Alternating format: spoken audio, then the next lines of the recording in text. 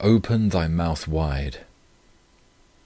In the account written by Mr. Muller, dated January the 16th, 1836, respecting the orphan house intended to be established in Bristol, in connection with the Scriptural Knowledge Institution for Home and Abroad, we read, "When of late the thoughts of establishing an orphan house in dependence upon the Lord revived in my mind, during the first 2 weeks I only prayed that if it were of the Lord, He would bring it about, but if not, that He graciously would be pleased to take all thoughts about it out of my mind.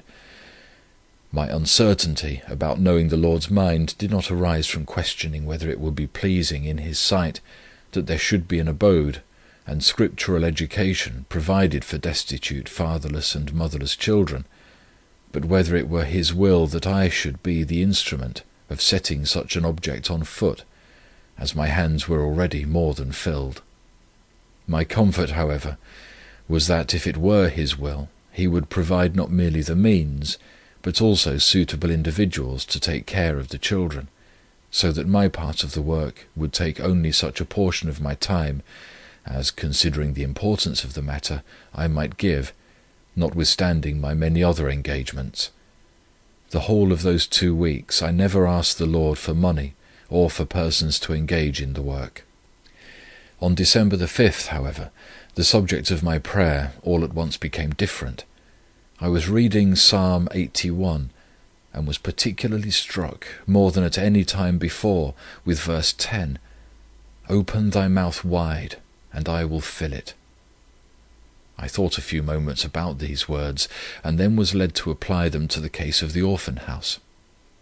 It struck me that I had never asked the Lord for anything concerning it, except to show His will, respecting it being established or not, and I then fell on my knees, and opened my mouth wide, asking Him for much.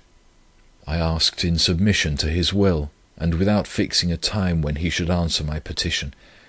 I prayed that He would give me a house, that is, either as a loan, or that someone might be led to pay the rent for one, or that one might be given permanently for this object.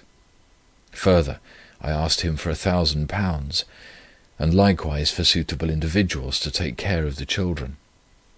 Besides this, I have been since led to ask the Lord to put into the hearts of His people to send me articles of furniture for the house, and some clothes for the children. When I was asking the petition, I was fully aware what I was doing, that is, that I was asking for something which I had no natural prospect of obtaining from the brethren whom I know, but which was not too much for the Lord to grant. December the 10th, 1835. This morning I received a letter, in which a brother and sister wrote thus: "We propose ourselves for the service of the intended orphan house, if you think us qualified for it, also to give up all the furniture, etc., which the Lord has given us for its use, and to do this without receiving any salary whatever, believing that if it be the will of the Lord to employ us, He will supply all our needs, etc." December the 13th. A brother was influenced this day to give 4 shillings per week, or £10 and 8 shillings yearly, as long as the Lord gives the means. 8 shillings was given by him as 2 weeks' subscriptions. Today a brother and sister offered themselves with all their furniture, and all the provisions which they have in the house, if they can be usefully employed in the concerns of the orphan house. A great encouragement. December the 17th. I was rather cast down last evening and this morning about the matter, questioning whether I ought to be engaged in this way, and was led to ask the Lord to give me some further encouragement.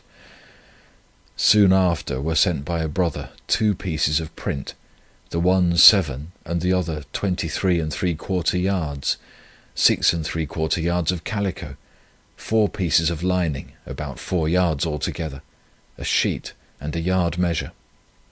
This evening another brother brought a clothes horse, 3 frocks, 4 pinafores, 6 handkerchiefs, 3 counterpanes, 1 blanket, 2 pewter salt cellars, 6 tin cups, and 6 metal teaspoons. He also brought 3 shillings and sixpence, given to him by 3 different individuals. At the same time he told me that it had been put into the heart of an individual to send tomorrow £100. £1,000. June 15th, 1837. Today I gave myself once more earnestly to prayer, respecting the remainder of the £1,000.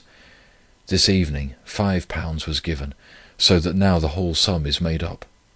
To the glory of the Lord, whose I am and whom I serve, I would state again that every shilling of this money, and all the articles of clothing and furniture which have been mentioned in the foregoing pages, have been given to me, without one single individual having been asked by me for anything.